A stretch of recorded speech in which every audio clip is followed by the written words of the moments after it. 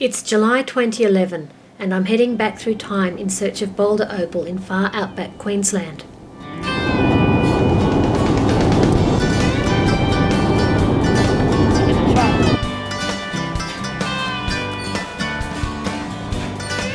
First stop is Georgina River near Camooweal, gateway from the Northern Territory, and a peaceful place to have lunch and enjoy the bird life before hitting the road again.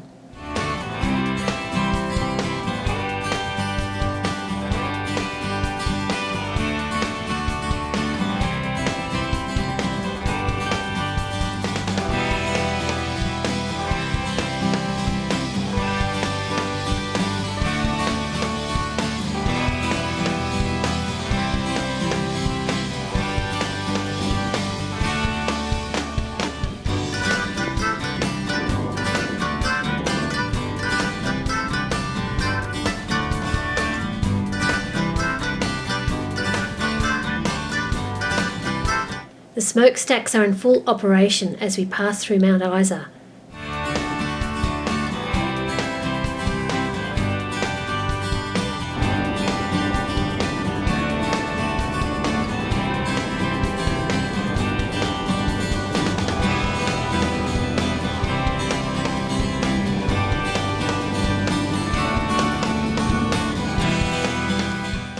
Then on to Boulia, where we spend an interesting morning at the Stonehouse Museum talking with Dinosaur Dick about his ichthyosaur fossils.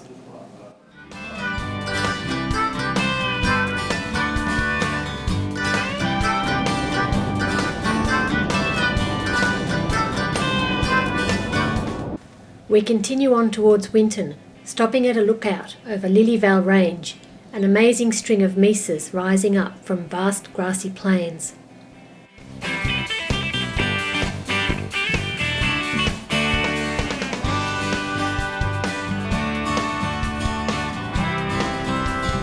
Shortly afterwards, we have to give way to a helicopter pilot helping cowboys on motorbikes to round up cattle.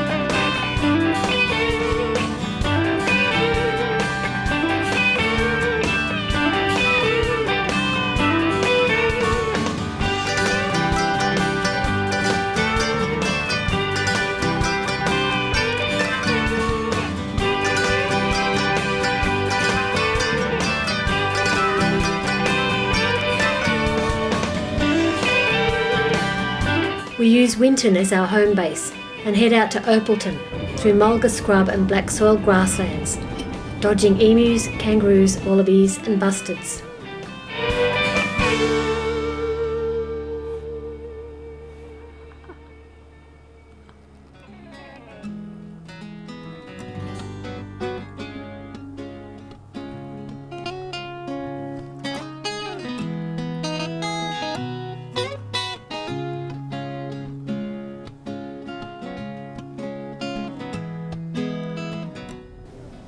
The gravel road into Opalton is called Hopeful Road.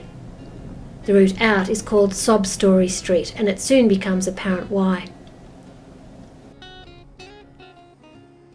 There's no drinking water, no fresh food, no electricity and no authority. In fact, there's no people. The place is a ghost town of graves and abandoned possessions.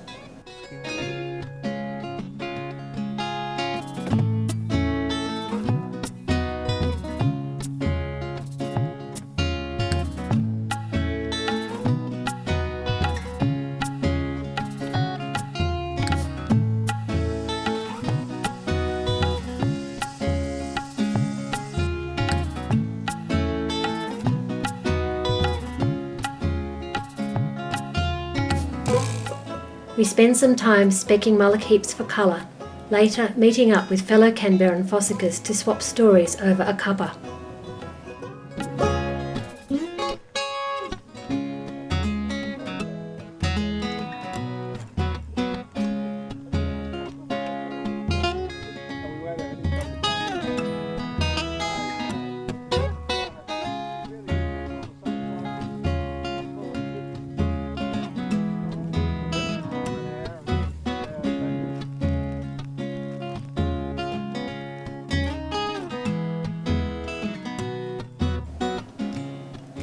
My last visit to Winton was 2002, participating in a dinosaur dig on Dave and Judy Elliott's property.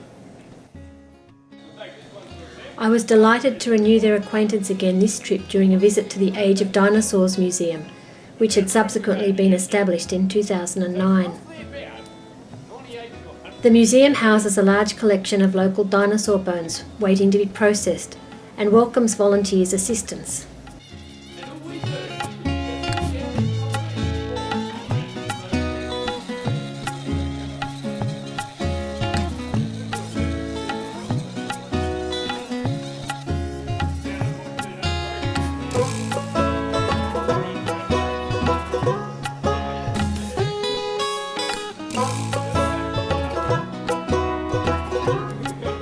It also has on display the bones and reconstructions of Banjo, a small carnivore, and Matilda, a large herbivore, complete with mega drumstick.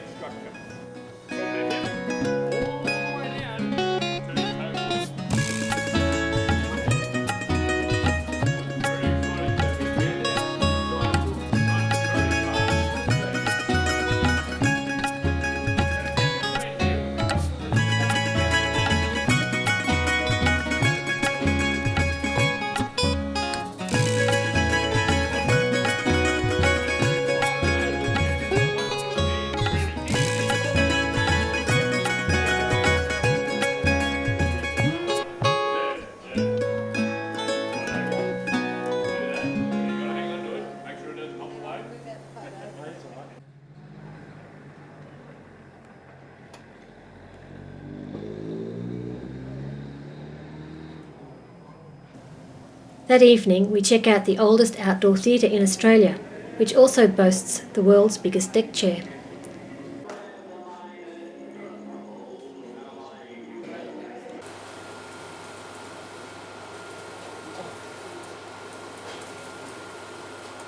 And now to Winton, a town with a double distinction, birthplace of Qantas and the home of waltzing Matilda. The main street is deserted, but don't let that fool you. Winton is the centre of a thriving cattle trucking industry. There's a statue of the original Johnny Slackman, a permanent reminder of Winton's association with the words of the song which have become internationally known.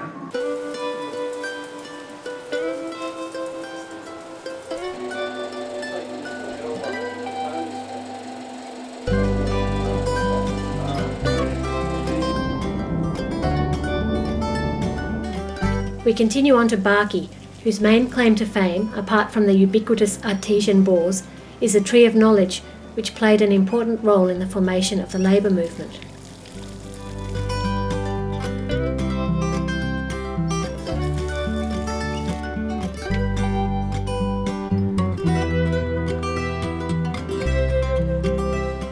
We overnight at Blackall, enjoying a hearty camp oven meal and local entertainment.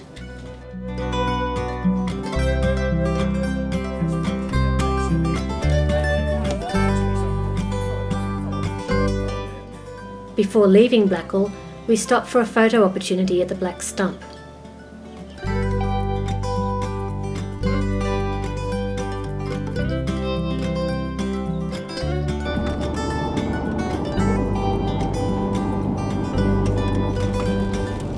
We continue under grey skies and increasing showers through Augathella and Charleville.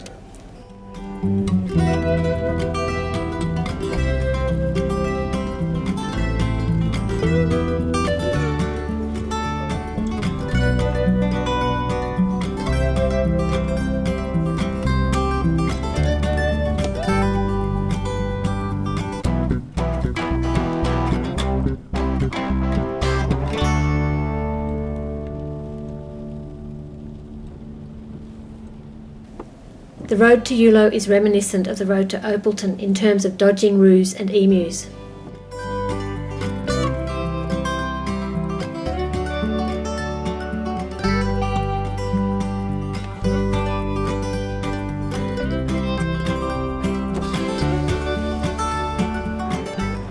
The welcoming sign at Yulo boasts a population of 50 people and 1,500 lizards, although we don't see a single reptile. Yulo used to hold the World Lizard Racing Championships. Next to the lizard racetrack is a monument to Destructo, the racing cockroach, who was accidentally squashed after beating the champion lizard of the day. From Yulo we travel to Yowa, home of the Yowa nut and host to an annual opal festival.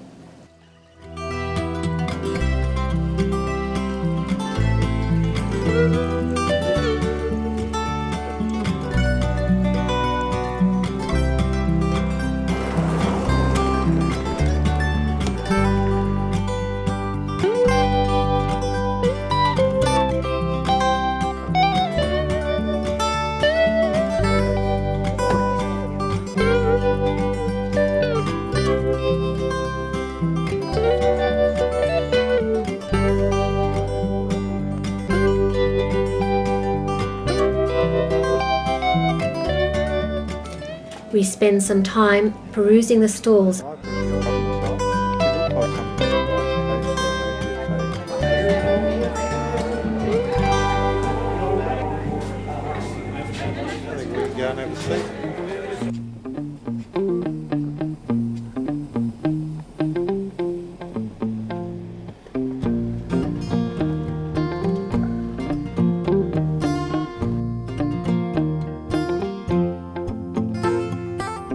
and noodling over the public fossicking area.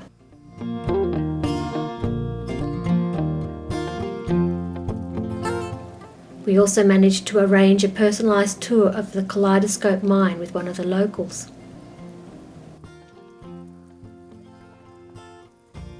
Everything in the tumbler. This is Yowa ingenuity, and what they do, because when that's full of rock and sand and rubbish, it's so heavy to tilt with the handle. They put an old steering box of a car, and they can tilt it, you see, like that, and then they wind it back and put the stopper in. There's a Yowa nut.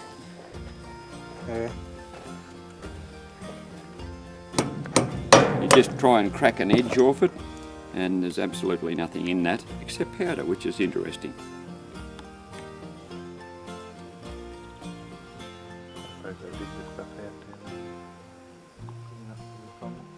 It filled this mine here, mind your head, with silt. And I haven't dug it all out yet because we've been busy doing other things. But this gives you an idea of what's happening. What they do, they follow the line of opal, any colour. Down there, they found nothing. They earned their money. They were mad.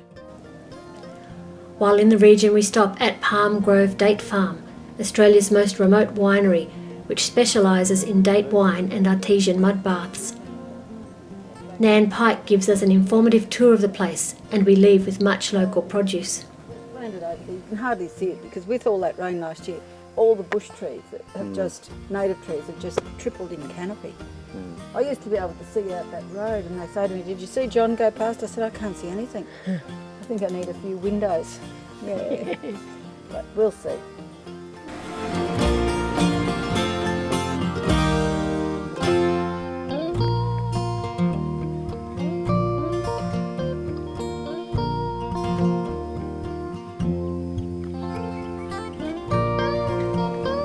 The roads are still mucky from the rain, but we risk one last opal quest out to Leopardwood and Blackgate, not quite knowing how we'll fare as our contact out there had died, as had his mate. The place turns out to be even more desolate than Opalton, just abandoned caravans and tumbled down corrugated iron sheds.